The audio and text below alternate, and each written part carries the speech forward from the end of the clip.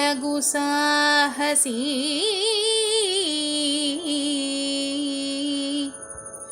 ತನ್ನ ಬಿಡಿಸಿದೆ ಸಿಲುಕಿದನು ಹಗೆಯೂ ಎನ್ನುತ್ತ ಬೋಳೈಸಿದ ವಿರಾಟ ನೃಪ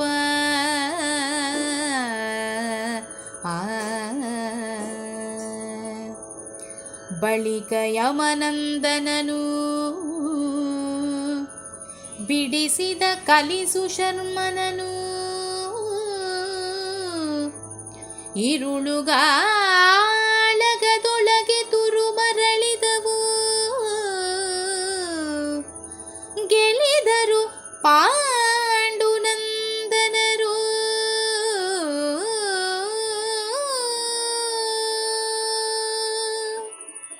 ಸುಶರ್ಮನನ್ನು ಸೆರೆ ಹಿಡಿದು ವಿರಾಟರಾಯನನ್ನು ಬಿಡಿಸಿದ ಕ್ಷಣ ವಿರಾಟರಾಯ ಸಂತುಷ್ಟನಾಗ್ತಾನೆ.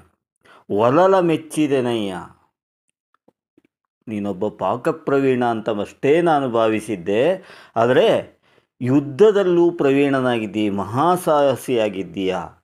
ನಿನ್ನ ಕಾರ್ಯವನ್ನು ನೋಡಿ ನಾನು ಮೆಚ್ಚಿದ್ದೇನೆ. ಮಹಾವೀರ ನೀನು ಮಹಾವೀರ.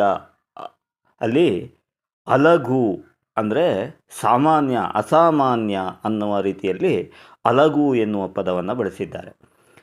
ಅಲಘು ಸಾಹಸಿ, ನನ್ನ ಬಿಡಿಸಿದೆಯಲ್ಲ, ಇದರಿಂದ ನನಗೆ ಸಂತುಷ್ಟನಾಗಿದ್ದೇನೆ.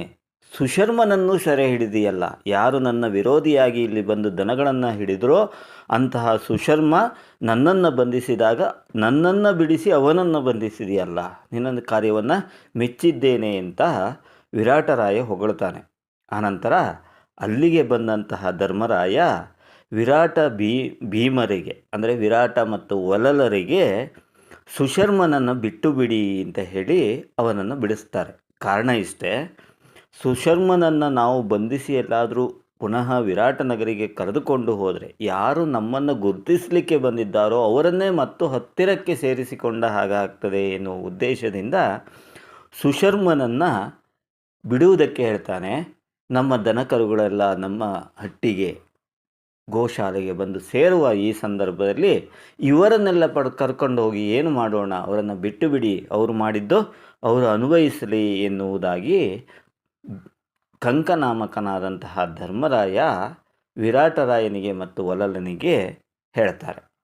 ಎಲ್ಲ ದನಗಳು ಹಿಂತಿರುಗಿ ವಿರಾಟ ನಗರಿಯನ್ನು ಸೇರ್ತವೆ.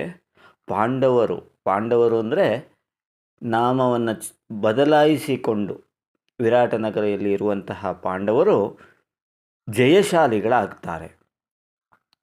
ಮರಳಿದವು ಗೋವುಗಳು ಗೆಲಿದು ಪಾಂಡವ ನಂದರರು.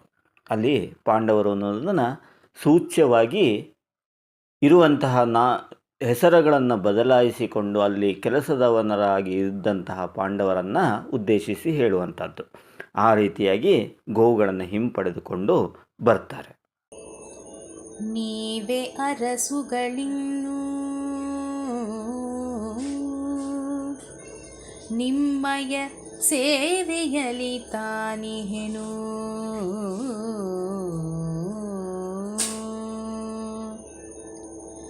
ನಾಲ್ವರಿದಾವ ದೇಶದ ವೀರರೋ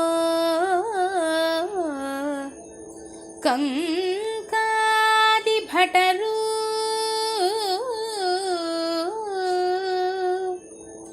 ಇದಾವ ದೇಶದ ವೀರರೋ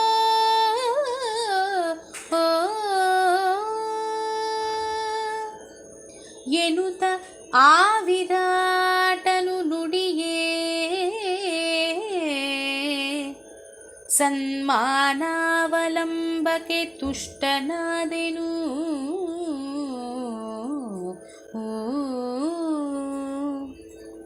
ಭಾವಿ ಪೊಡೆಧರೆ ನಮ್ಮದು ಎಂದನು ಧರ್ಮನಂದನನು.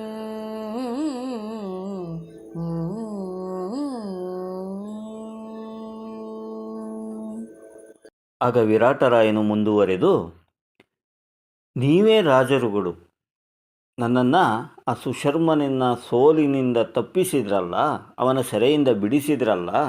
ಒಬ್ಬ ಸಾಮಾನ್ಯನಾದಂತಹ ಸುಶರ್ಮನ ಸೇನೆಯಿಂದ ನನಗಾದಂತಹ ಅವಮಾನವನ್ನು ತಪ್ಪಿಸಿ ವಿರಾಟ ನಗರಿಯ ಕೀರ್ತಿಯನ್ನು ಉಳಿಸಿದಿರಿ. ಆದ್ದರಿಂದ ನೀವೇ ರಾಜರು, ನಿಮ್ಮ ಸೇವೆಯನ್ನು ನಾನು ಮಾಡಬೇಕಿನ್ನು ಎನ್ನುವ ಒಂದು ಮಾತನ್ನು ಹೇಳ್ತಾನೆ. ನೀವು ಯಾವ ದೇಶದಿಂದ ಬಂದರೋ, ನೀನು ಮತ್ತು ಧರ್ಮರಾಯನನ್ನು ಕುರಿತು ಕಂಕನನ್ನು ಕುರಿತು ಹೇಳುವಂಥದ್ದು, ನೀನು ಮತ್ತು ನಿನ್ನ 4 ಸಹಚರರು ಎಲ್ಲಿಂದ ಬಂದರೋ, ಯಾವ ದೇಶದವರು, ಎಲ್ಲಿಯ ವೀರರೋ ಗೊತ್ತಿಲ್ಲ. ಅಂತಹ ವೀರ ಪ್ರಕಟಣೆಯಿಂದಾಗಿ ನಾವು ಇವತ್ತಿನ ದಿವಸ ಯುದ್ಧವನ್ನು ಜಯಿಸಿದ್ದೇವೆ. ಆದ್ದರಿಂದ ನಿಮ್ಮ ಸೇವೆಯನ್ನು ಮಾಡಿಕೊಂಡು ನಾನಿರಬೇಕಾಗ್ತದೆ.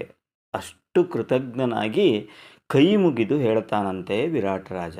ಆಗ ದೊರೆ, ನಿಮ್ಮ ಸನ್ಮಾನ, ಆಶ್ರಯ, ನೀವು ನಮ್ಮನ್ನು ಪೋಷಿಸಿದ ಕಾರಣ ನಾವು ತೃಪ್ತರಾಗಿದ್ದೇವೆ.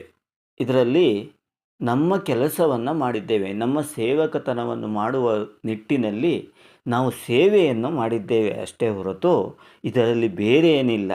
ನೀನು ಹೇಳಿದ ಹಾಗೆ ಆಗುವುದಾದರೆ ಈ ಧರೆಯು ನಮ್ಮದೇ, ಈ ಭೂಮಿಯು ನಮ್ಮದೇ.